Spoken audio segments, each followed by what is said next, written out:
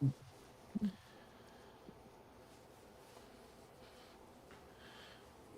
morning, Sandy.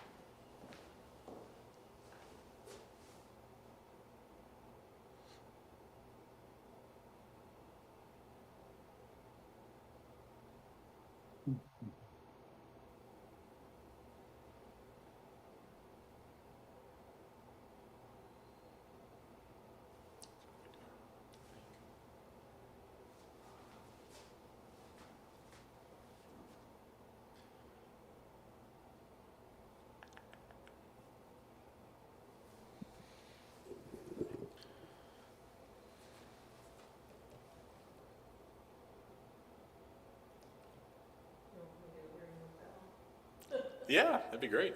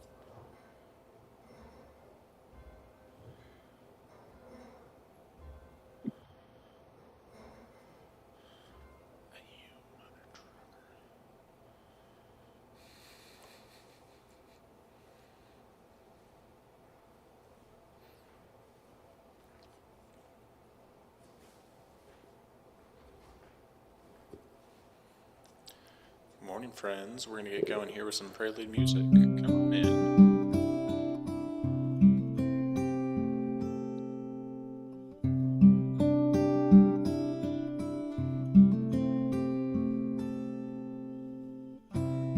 Ganol gaeaf noethlwm,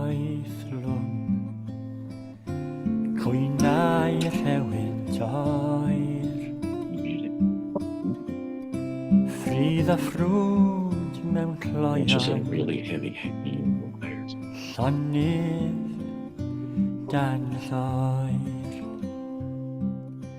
Eiran rhwm o fryn I dre, eir ar dwyn a dôl. Ganol gaeaf noethlwm, oes bell yn ôl.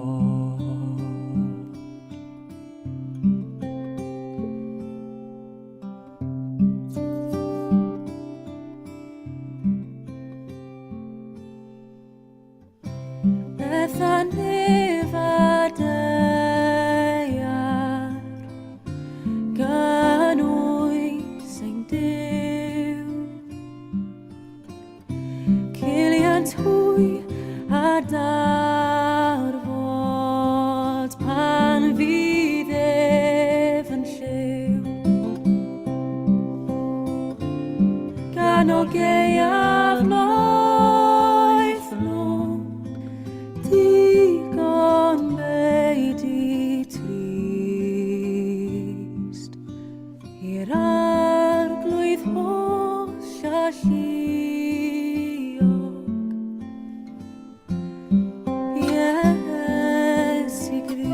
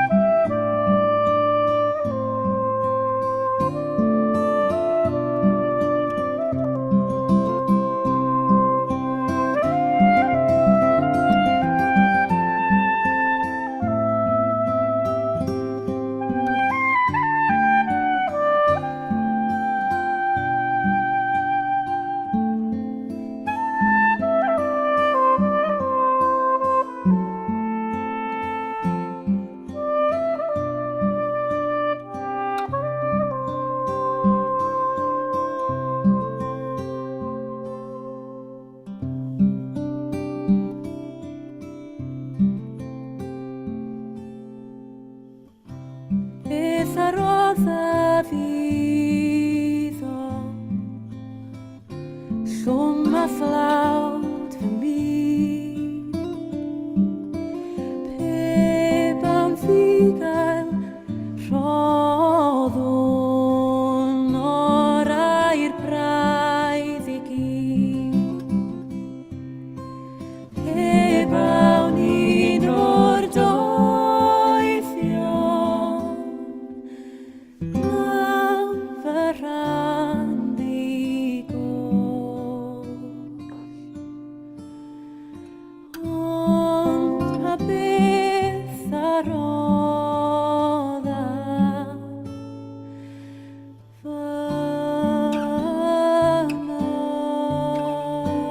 mywyd.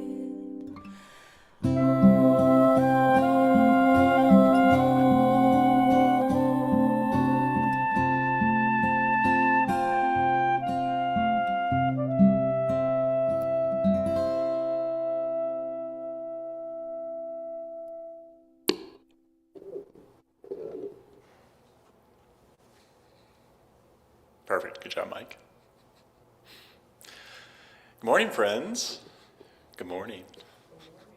Welcome to our mostly online worship service here this morning. Welcome to Unitarian Universalists at Mount Airy. I'm Reverend McKinley Sims. I use he, him pronouns, and I'm doing my best to remember to look at the camera that's back there so that you can see my face as we remember how to do online worship. It is like getting back on a bike that we have not ridden in a while.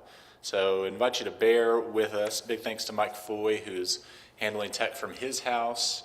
And to Mr. George Craddock, who helped clear the snow this morning so that we can have our handbells come in later today and use the building a little bit later today. But we're going to be online this morning, so if you're watching us from home, we're so glad to be together. If you're watching us in the future, I'm looking outside, the roads are kind of clear, but there's still not any place to park around Mount Airy, so I think we made the right decision, as challenging as this will be. Even so, friends, let us take a moment to come together. If you have a cell phone, I invite you to put it on silent. If you've got something else, another tab open on your computer, go ahead and close that down. I invite you to be present here in this space as we settle in to come together. Checking our friends online. Very quickly, friends online, can you give me a thumbs up if you can hear me okay? Great, beautiful. Today's service is a call to action and a reminder that it does not take large efforts or superheroes or gods or something called the Force to change the world. We're going to be using the sacred scripture of Star Wars to talk about hope and how it is found in everyday, ordinary actions of people like you and me, not just in the people who can make things fly around the room or sense things across space and time.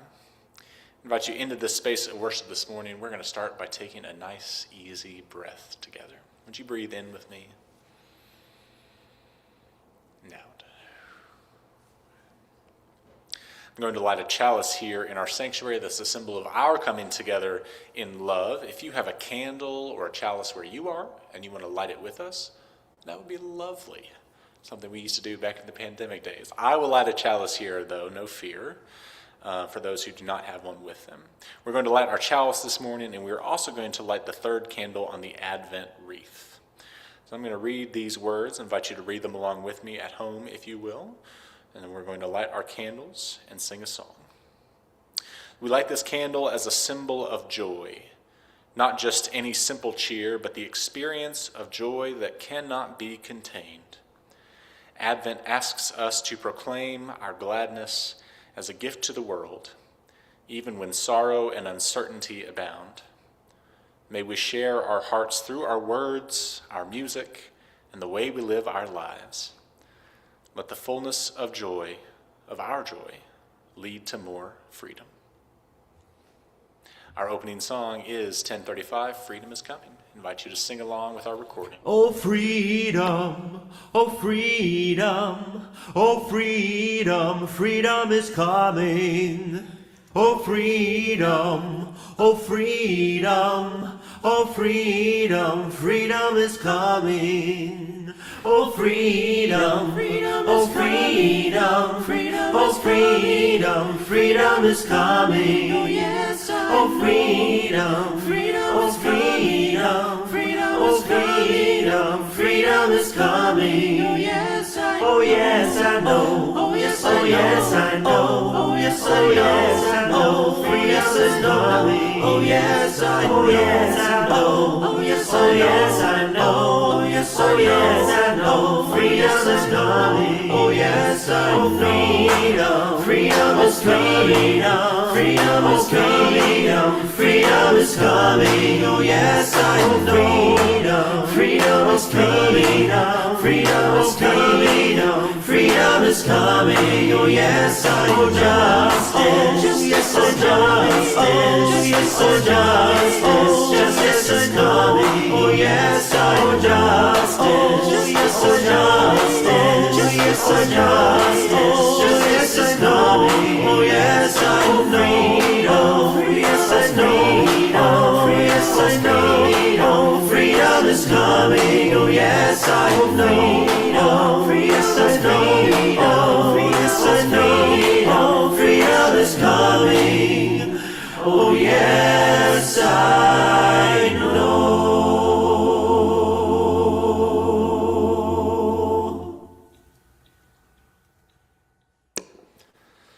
Thank you, friends. Thank you to Nate Berge, who helped us move online and get this all figured out. Music-wise, we are looking forward to hearing an original song from Jill Salkin, who is offering words of reflection today, and to hear our choir sing later this year. As we move deeper into our service, we start to build beloved community, even on snow days, by embracing each other and sharing our joys and sorrows, practicing what it is to be human and inviting each other into our lives by sharing what we're holding and who we're thinking about this week. So here in the sanctuary, I'm going to put some stones in the water for those of us who have joys and sorrows. And what I would like for you to do if you're joining us online, if you're on Zoom, you can use the chat function to share your joys and sorrows. And we're going to play just a little bit of music. I invite you to find the chat box, which should be at the bottom of your screen. There should be a thing that says chat. If someone chats into it, it should pop up and you should be able to see it. I invite you to share your joys and sorrows, what's going on in your life, and check in with each other online this morning. We'll put some stones in the water here in the sanctuary, listen to some music, and then gather for a brief reflection, a moment of reflection right afterwards.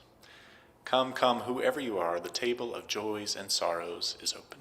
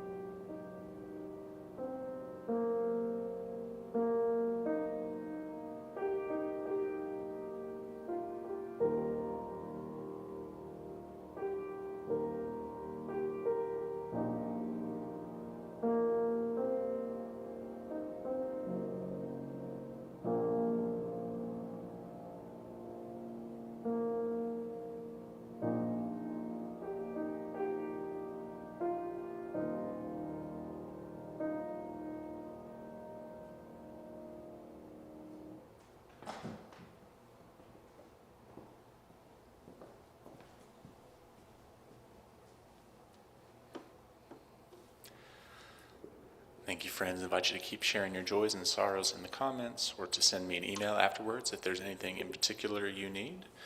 Please feel free to reach out. And I want to lift up two things especially.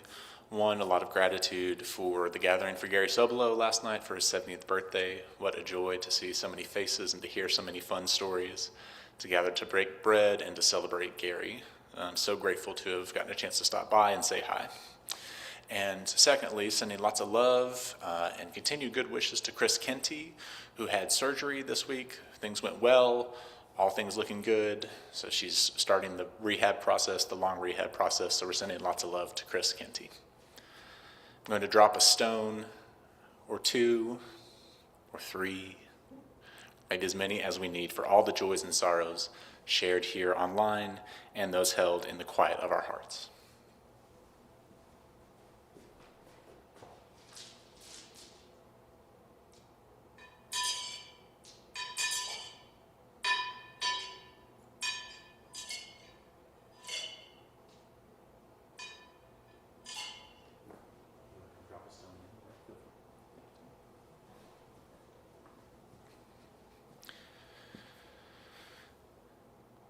Friends, I invite you to hear these words.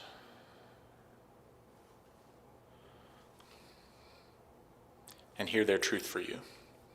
Words from Rebecca Solnit. Hope is not a lottery ticket you can sit on the sofa and clutch, feeling lucky. It is an axe you break down doors with in an emergency. Hope should shove you out the door, because it will take everything you have to steer the future away from endless war, from the annihilation of the earth's treasures, and the grinding down of the poor and marginal.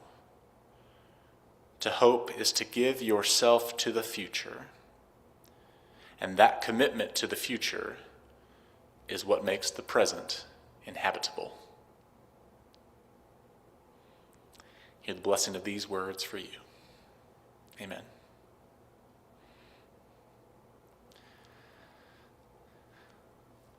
Okay, if we had children over here playing over in our family space, we would invite them here to the carpet and I would sit down, but I don't have to sit down today, so my knees are thanking me. But I do want to share very briefly about Star Wars. Mike, I see you sharing the screen, but you've lost there. There we go, thank you. Perfect, nailed it. I do want to share about Star Wars. If you're not familiar with Star Wars, it is a canon set of science fiction stories that started back in the 1970s under George Lucas. There have been a few movies, about 8 of them are very good. And it is one of the texts that I come back to that tells the story of a hero and how heroes can move in a world. In the world of Star Wars, there is the evil empire. Make it very clear who the bad guys are. And then there's the heroic rebel alliance. And in the very first Star Wars movie that came out, you follow a young character named Luke Skywalker, who lives in a very dusty part of the world. He lives on a planet, actually, it's a sci-fi story. He lives in a very dusty part of the world where there's not a lot of water, and he can't do anything else except wait to get out of this hot, dry, and dusty place and go somewhere different. I deeply identify with Luke Skywalker, coming from a dusty and hot part of the world. And you follow his story as he meets people with mystical powers. He meets wild smuggler-like cowboys. He meets beautiful princesses. And he goes up against a giant battle station that is literally called the Death Star, a giant planet that has the ability to blow up other planets with a giant laser. And Luke Skywalker, because he's a special boy, has a connection to something called the Force. And when he taps into the Force, he gets these special powers. He can see things, he can focus on things, and it's that special power that allows him to fly his X-Wing starfighter down a trench of the Death Star, dodging lasers, avoiding death, and launch his proton torpedoes at the exact right moment without the use of his targeting computer and only his mind and the Force. And they go down into the reactor shaft that goes down into the middle of the Death Star, and it blows it up. And you think the evil empire has been defeated by this very special boy, this hero with these special powers. And that is part of the story. That is a huge part of Star Wars. But there are lots of stories in the Star Wars canon, and they're not all about superheroes with mystical powers. Some of the stories, some of my favorite stories, are about the everyday, ordinary people who don't have superpowers, who are not special, but who make a real difference in the universe and help make a difference in pushing back the evil of the empire and helping make a way for freedom and justice and love to be at the center of their galaxy, rather than fear and anger and power. These are the tools, says a great teacher named Yoda, of the dark side of the Force, the evil side of the Force. What we try to do, those of us who read these stories and listen to these stories, is try to remember what our side of the Force is. when love and light and justice and peace, when those are the watchwords, maybe those are our superpowers. Maybe not. Maybe they're our everyday actions. So we're going to talk about Star Wars today and the nature of hope. And we want to talk about what it is to not live with the illusion that we need superpowers or something supernatural, and that we need gods or kings or great special people to save us, to help us. We want to talk about what it means to be people who believe and act with hope as everyday, ordinary people. That's what we're going to talk about today, and we invite you to find your own truth in this story. So if we had our kids here on the surface of the carpet, we would say, can I hear, we all say together a big amen? Amen. Oh, thank you. I can hear you all the way here in the sanctuary. Lovely, friends. All right, we are going to metaphorically send our kids off to the class. We're not going to sing, but we are going to listen to some music. So our choir was going to sing the song Draw the Circle Wide. So we're going to do a less good version of that, but still a plenty good version of that, and listen to our recording for our special music this morning, Draw the Circle Wide.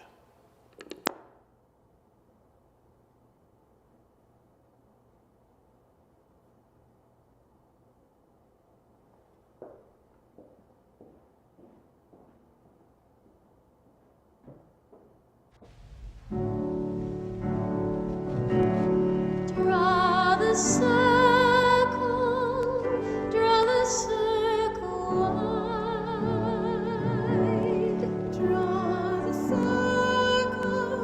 Draw the circle wide. No one stands alone, we'll stand side by side. Draw the circle wide. Draw the circle wide, draw it wider still. Let this be our song. No one stands alone, standing side by side.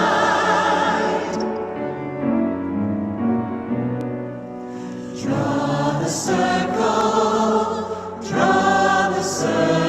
wide.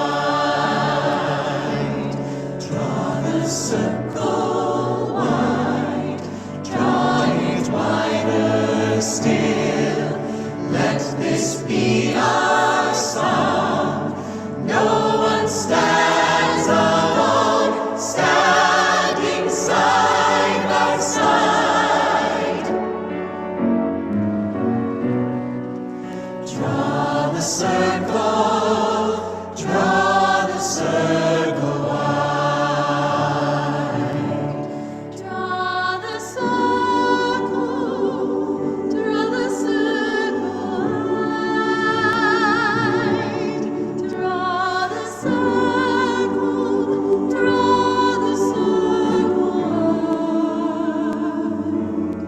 No one stands alone, we'll stand side by side.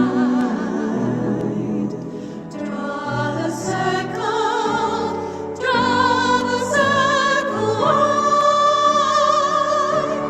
Draw the circle wide, draw it wider still. Let this be our song. No one stands alone, standing side by side.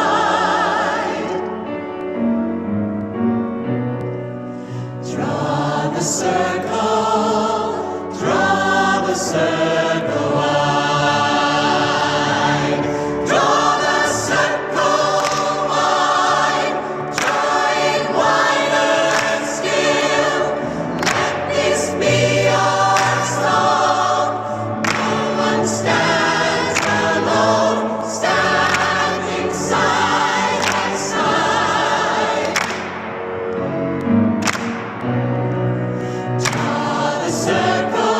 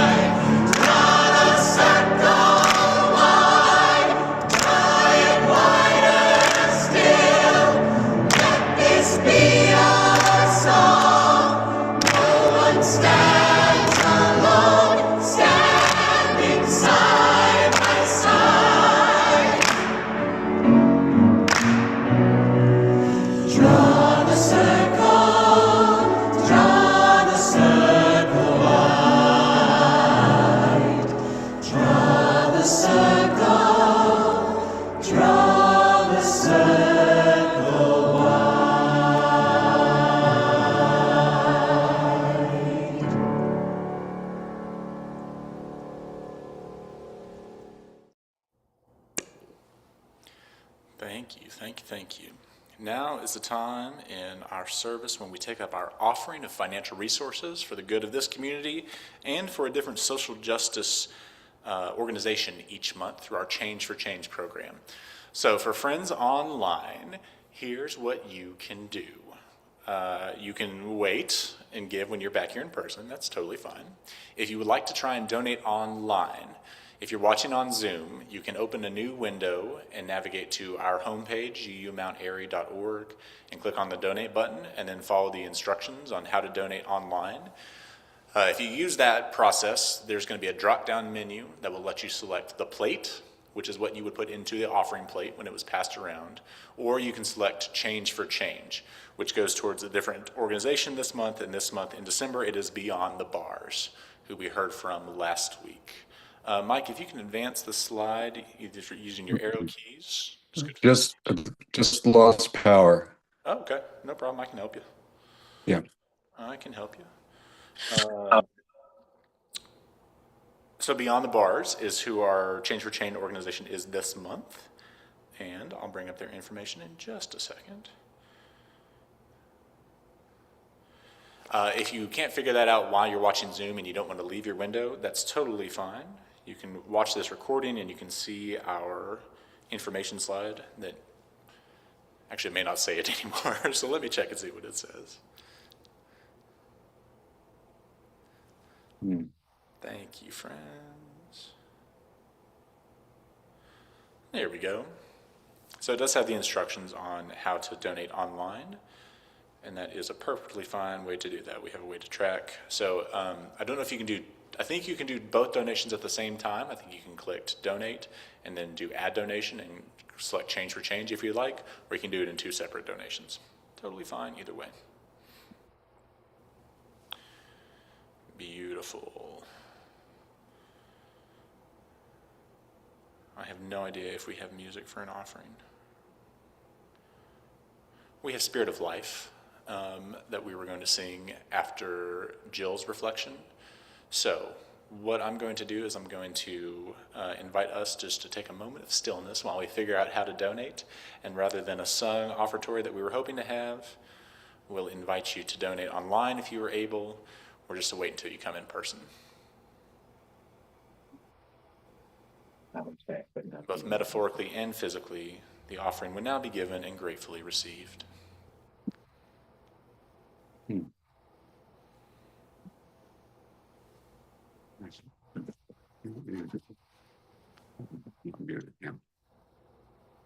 No wife.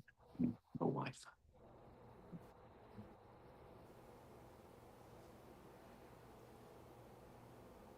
A little bit. Thank you, thank you. All right, we are going to invite Jill Salkin forward as I remember how to spotlight you, Very good.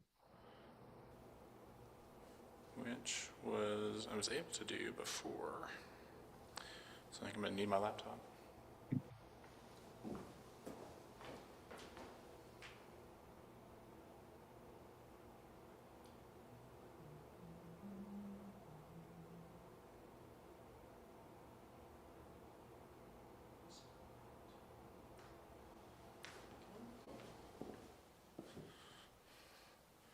So Jill, you need to unmute yourself, and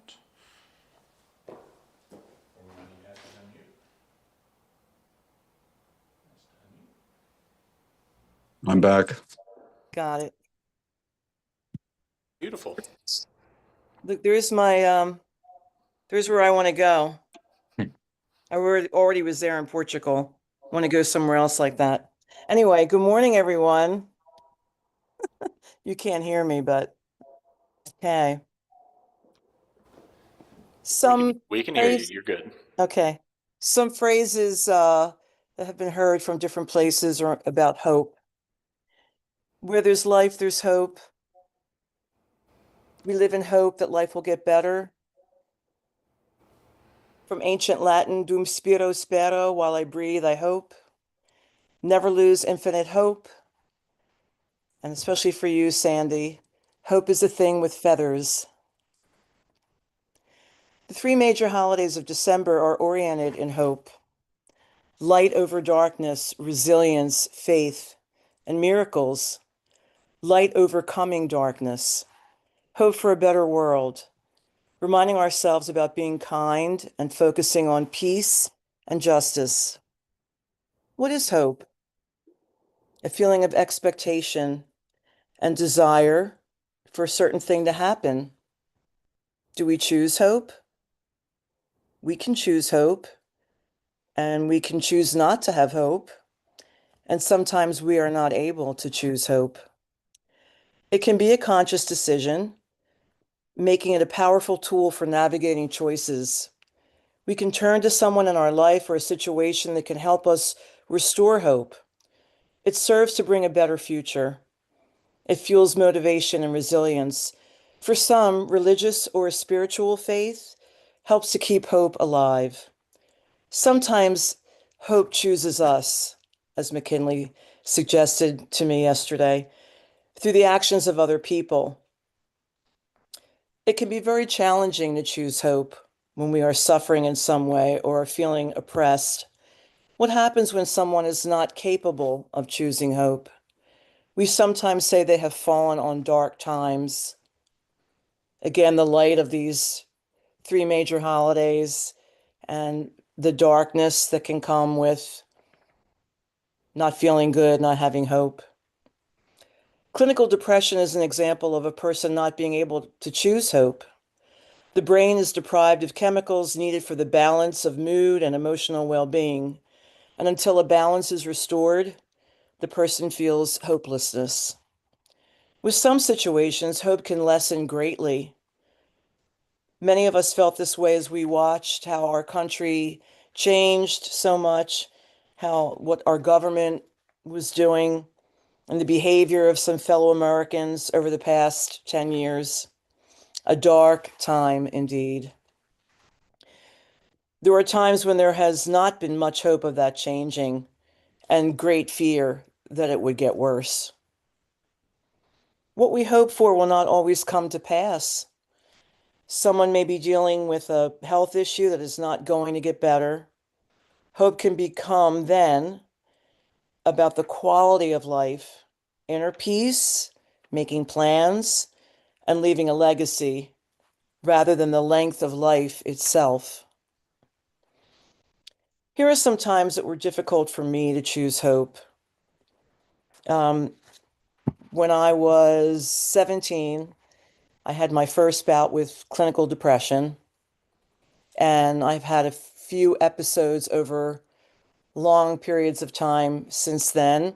I don't expect to ever go through it again because fortunately, I have a medication that works really well for me.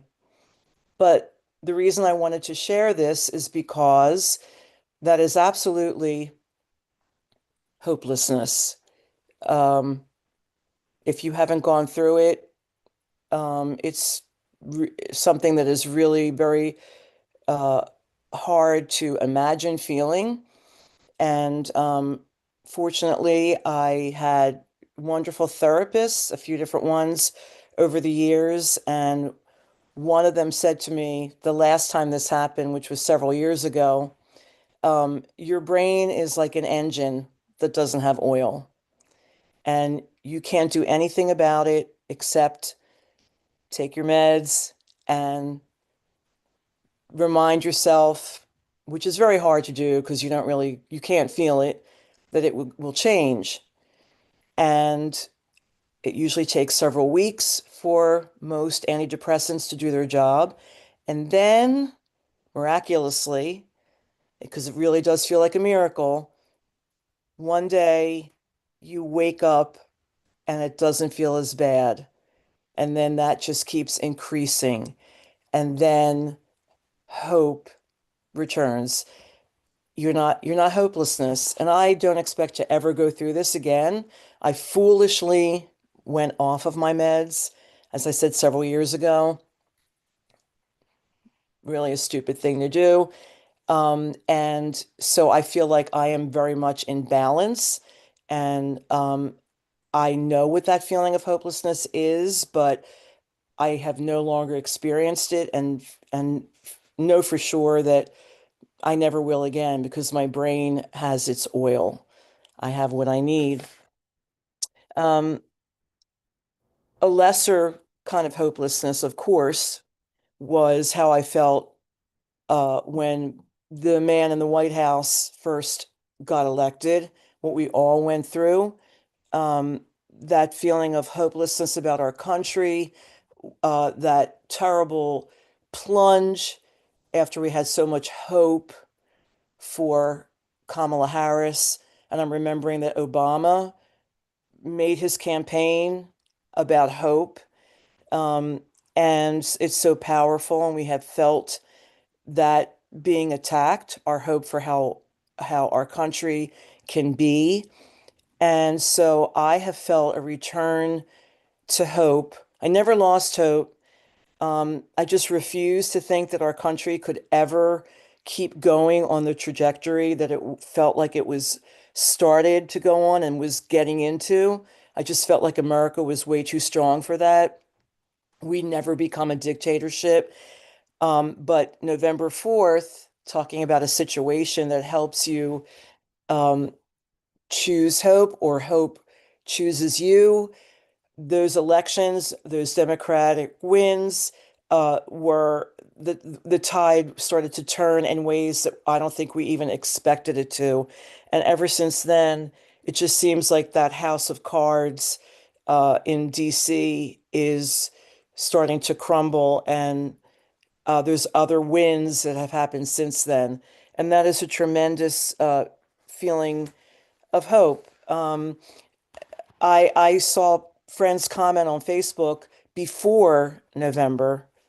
Um, they were so down on how our country was going to be, and this is it, and we're on this downfall. And I just would read these comments and respond to them and say, I just can't go there. I just have too much hope. I can't, I just was incapable of buying into it. And I'm hoping that a lot of other people are feeling more of that now because we've had things that inspire us to feel that way. Um, what is our responsibility to each other as far as being a champion of hope, choosing hope? I think that we're so fortunate in our congregation. Um, we we get to gather every Sunday. In fact, just as an aside, which is not really an aside, I was telling my son Jordan, like, I'm really going to miss being in the sanctuary today. Um, there's just a feeling that happens there. It's wonderful to have this and great to still be able to do it, but there's something that is, it just is something that seeps into your soul. So we have each other to lift us up. UU is so big on social justice that we're always reminded about hope and helping each other. Where it comes from, we can muster it from inside of us, from whatever our beliefs might be. My unwillingness to just kind of not go to the place of hopelessness with this. Um, but for other issues, for a depressed or a very ill friend, we are there for them. We can be with them and not say very much and not even say, you're going to get better if that's not really appropriate. But you can talk about other things that bring them, good memories or things for them to look forward to, hug them, love them, be with them, listen to them without giving advice. And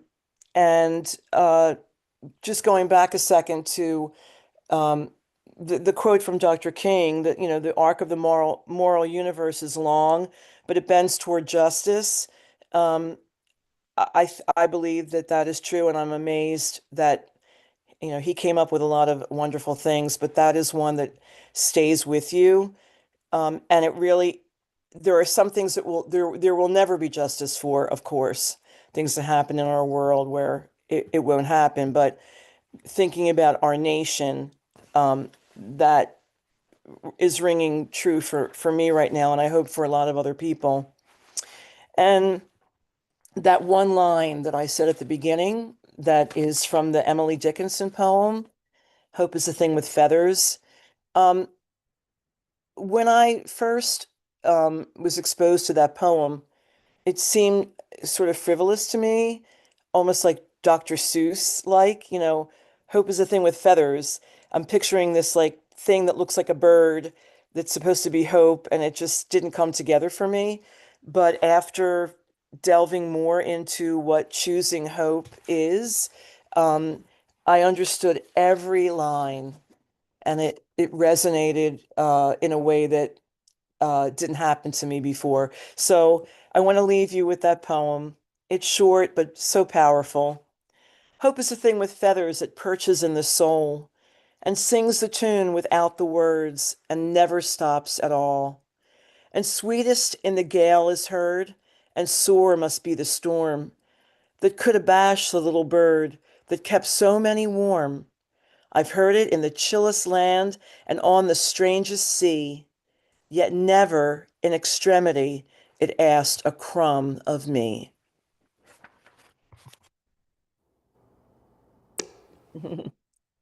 Thank you, Jill. Thank you.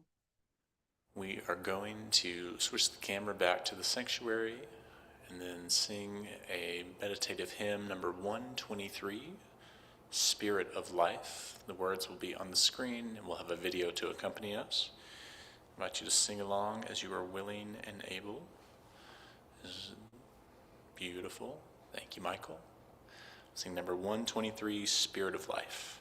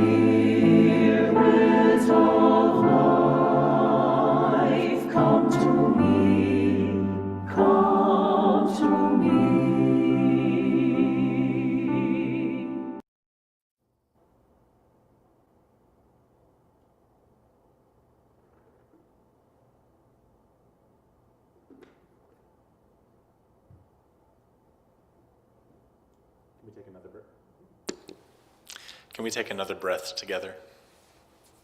In.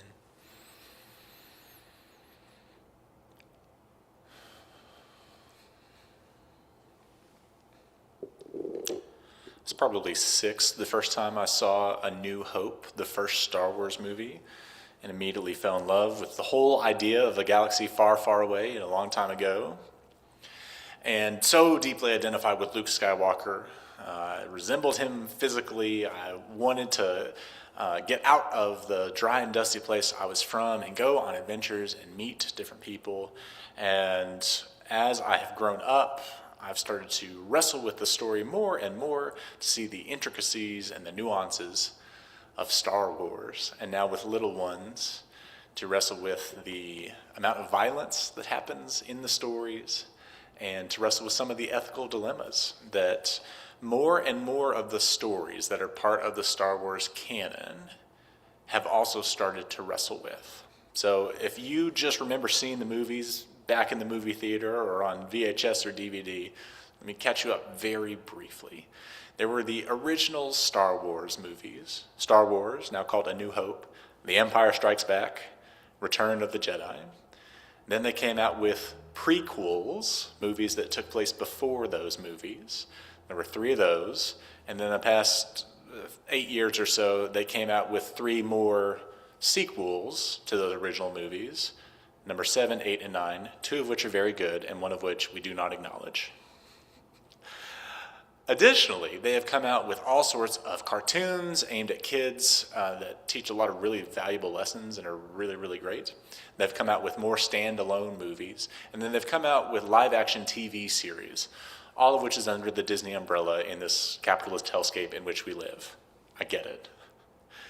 And for living in a time such as this, to travel to a galaxy far, far away, where there is a power-hungry leader who rules by illegal action and fiat, who surrounds himself with sycophants who are willing to do anything to gain his favor, and the only currency that matters is making this one person happy. In a world that is supposed to be diverse and fluid and full of different ease of travel, when there are crackdowns on that kind of freedom of movement and freedom of thought, that kind of tyranny, the word constitutional republic or democracy does not really hold. The word empire is probably a better descriptor, right? So the world and the galaxy of Star Wars take place in this stage under the thumb of empire, the evil empire, led by Emperor Palpatine. And the story that we know from the movies, if that's all you've seen, is of the heroic Jedi Knights, Luke Skywalker using the Force to blow up the Death Star. And there's another one, and that also gets blown up, and then there's a third one, and that also gets blown up, and somehow in the last movie there are so many Death Stars, they all get blown up. The storytelling is not always super original, but what I am fascinated by in this story of Star Wars, as I have grown up, is not just in the heroic Jedi Knights that use their magical, mystical, supernatural powers to do incredible, impossible things to save the galaxy and the ones that they love. What I'm much more fascinated now is in the very humanist story of the small characters, the regular people, those who do not have special powers, those who do not even have special mention in the movies. They're not the main characters in the series, that we don't know their names. Unless we go deep into the Star Wars rabbit hole and watch all the things on the Disney Channel and Disney Plus. One of my favorite movies from the Star Wars canon is this movie called Rogue One. And it is a prequel to the very original Star Wars. So it runs right up until the first Star Wars movie starts. Okay? If you didn't see this movie, you don't need to know anything about it. But it is how they receive and steal the plans for the Death Star so they know how to blow it up so that Luke Skywalker can fly his X-Wing down the trench of the Death Star, shoot his proton torpedoes into the reactor shaft, and it blows up. It's adding background to that one simple story of the heroic special boy with the special powers who saves the world. It adds background and nuance by adding in all these other small characters who do not have those special powers, who are not special in any way, except that they care, and they try, and they use what they have around them to try and make the world, the galaxy, the universe, a better place. So the story of Rogue One is of many of these characters who get together and go on this caper. It's kind of a heist movie. It's one of my favorite movies. It's also very sad. In the past 2 or 3 years, they released a TV show called Andor, which follows the story of one of those characters who is in the movie Rogue One. His name is Cassian Andor, and it follows him and how he became part of the Rebel Alliance, how he got to the point where he was part of the caper, the heist to steal the Death Star plans.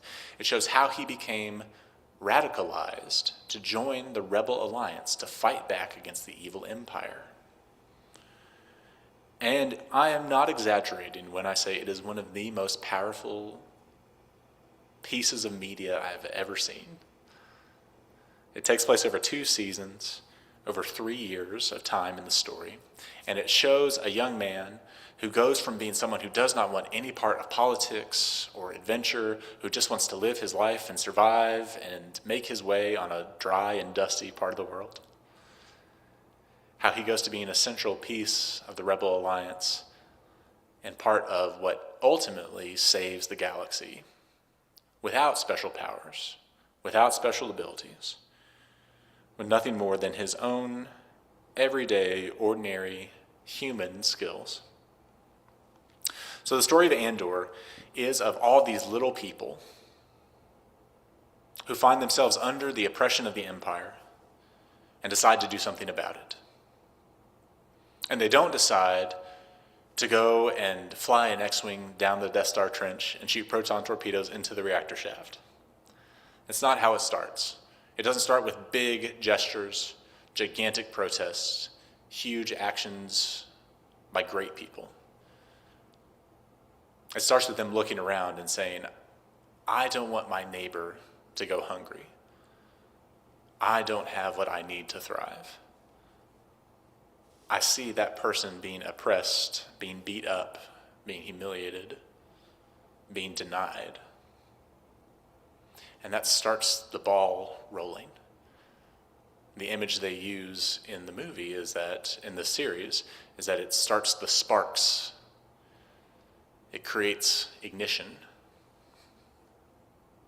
And the story of Andor is one in which politics is ever present, and you see the politics of the Empire and how the cronies of the Emperor are constantly trying to take each other down. They don't care about each other at all. They don't care about making the world a better place. All they care about is their own promotion and their own survival. It ends up being what gets them in the end, I'm sure you can imagine. This character, Cassian Andor, as he is struggling with how to be and what to be, he meets another small character who delivers him this message. And it's a message that he wants to send out to all of the little people, the everyday, ordinary people. And he reads these words. There will be times when struggle seems impossible. I know this already. Alone, unsure, dwarfed by the scale of the enemy, the Empire. Remember this. Freedom is a pure idea.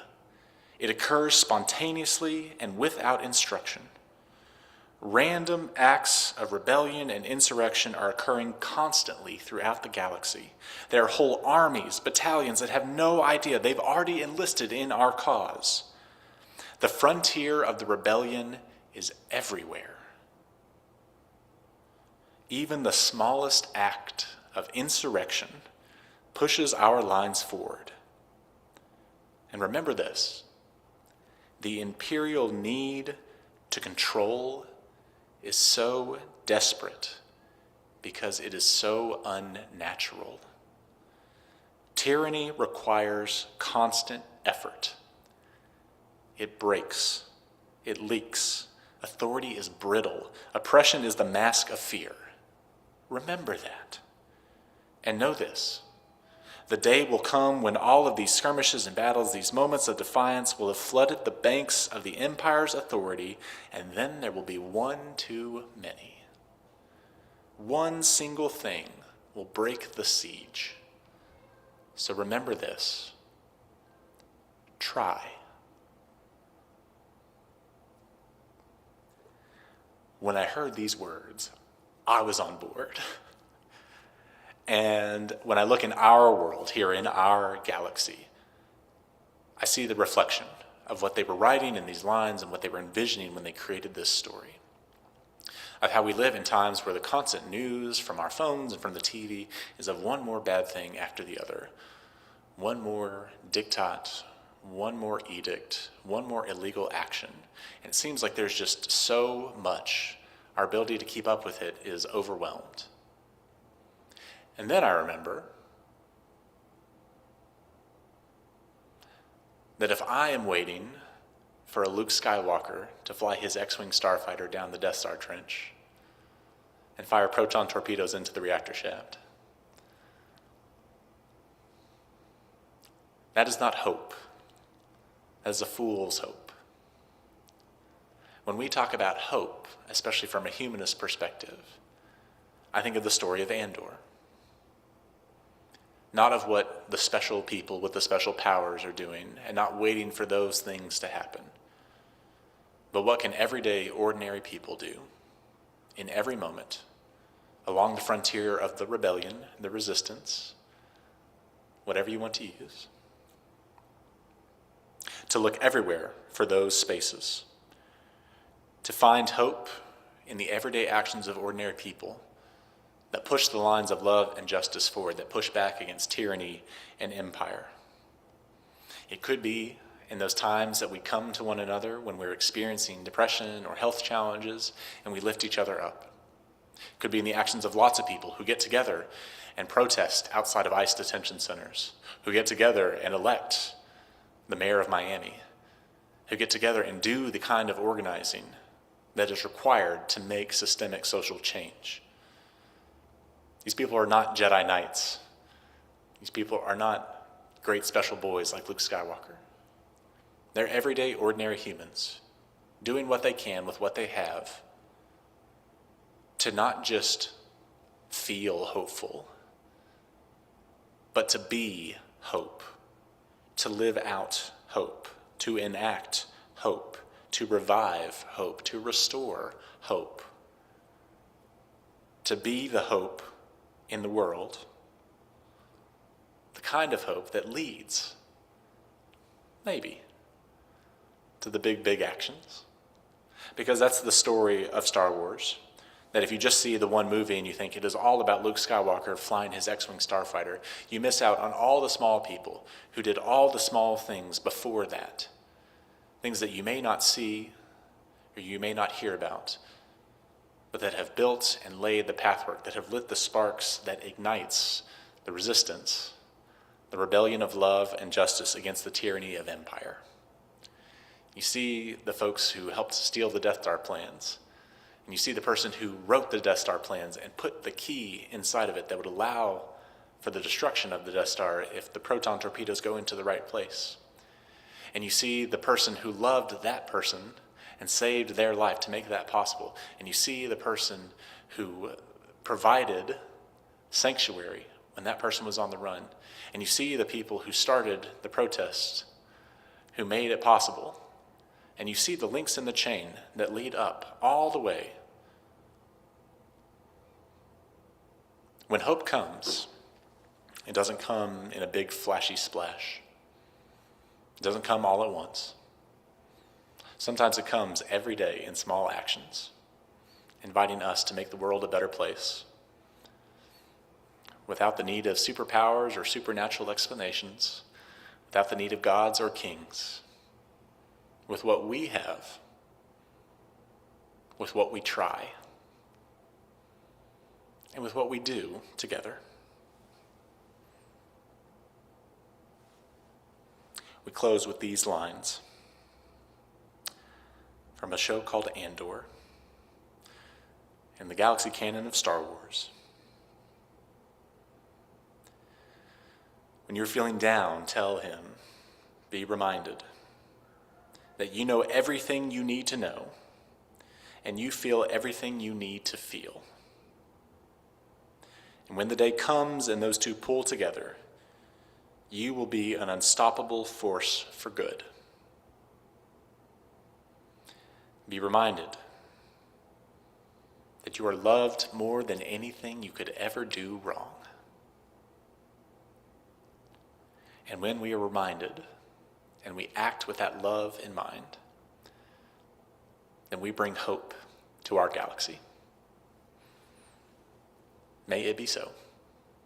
Amen.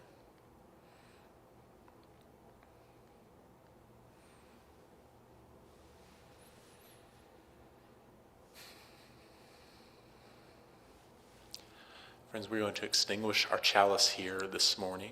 We're going to have a little bit of live music from Nate Berge, who's going to teach us our final hymn today. And then we will hang out online for a virtual coffee hour If you would like to be split up into breakout rooms, we can do that. I know that handbells are coming here to practice, so I want to get out of their way as quickly as possible. But I want to thank everyone for hanging in there today, for making this as good as we can. And hopefully we'll be able to be back in person next Sunday. But please remember, this is always an option to join us on Zoom or to watch us on Boxcast. It is always good to be together no matter what. We'll extinguish the chalice with the words from Reverend Elizabeth Sell Jones. I invite you to read them along with me as I do so here in the sanctuary. We extinguish this flame, but not the light of truth, the warmth of community, or the fire of commitment. These we carry in our hearts until we are together again. Our closing hymn is Bright Morning Star. So we have the song lyrics, and if we can just unmute Nate so that they can help us sing. Mike, you can leave the slides up so folks can read the music on the next slide. And if we can unmute Nate so that they can help lead us. I am here. Yeah. Beautiful, Nate. You're good. Thanks, Mike. Great job. Sandy, you were asking about the one written by Jill. We decided to save that for a Sunday when we're all together in the sanctuary. We will have that very soon. This was not written by Jill, but I'm really excited about that song. Jill, for that. This song may or may not be familiar to you, so I'm going to sing the first verse through, then I'll repeat the first verse, and then we'll go on to verses 2 and 3. I invite you to stay muted and sing along in your homes. Nice to see you all this morning. Bright morning stars are rising. Bright morning stars are rising. Bright morning stars are rising. Day is a breaking in my soul. All together now. Bright morning stars are rising. Bright morning stars are rising. Bright morning stars are rising. Day is a breaking in my soul.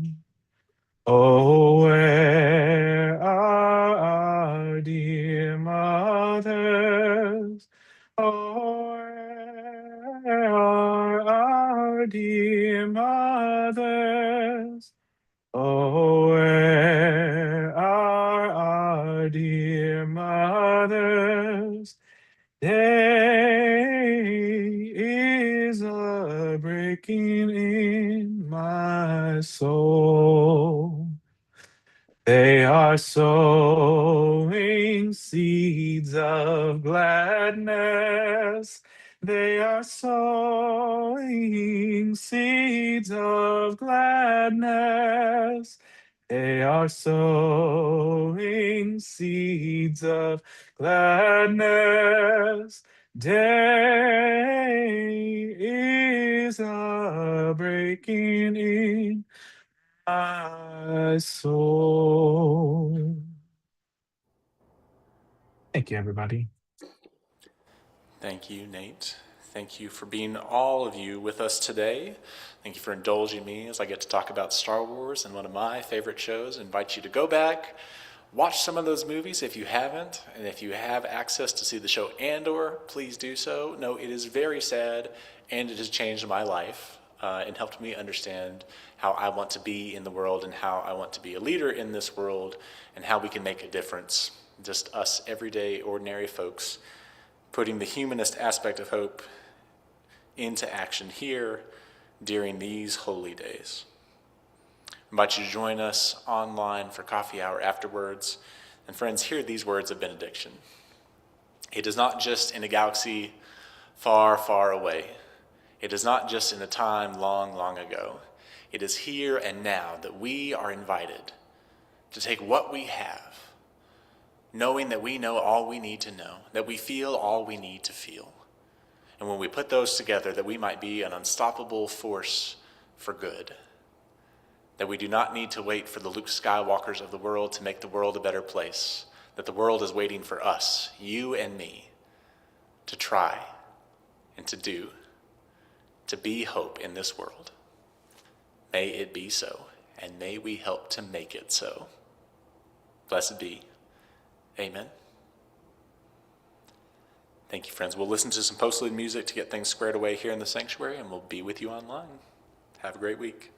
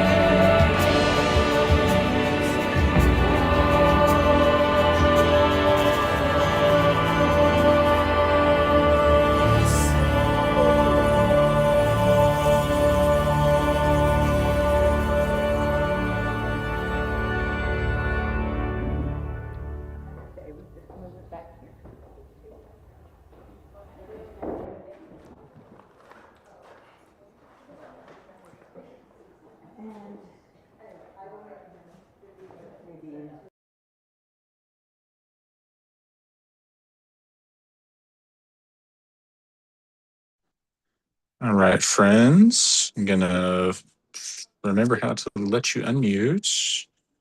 Michael, I took the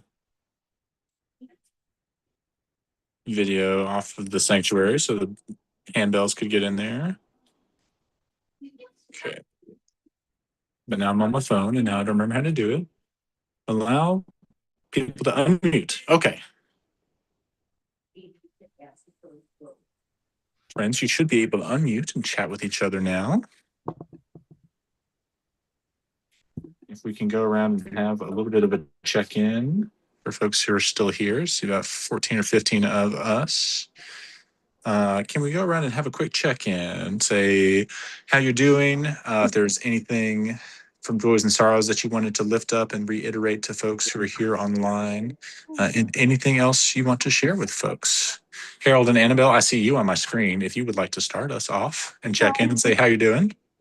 Well, we really enjoyed, those of us who were able to be at the party last night, we really enjoyed celebrating Gary's 70th. But anyway, Jill, I want to thank you very much because I put in the chat that our granddaughter Uma is having a depressive episode. And I need to go to the Hope. I need to keep myself really strong so that I can support her the best I can. So it's been really hard for me emotionally, but I think I've turned the corner. Oh, Where I'm just going to focus on Hope and that she's getting the treatment she needs. yeah. So, thank you. Thank you for what you said. It helped me for you to disclose like that.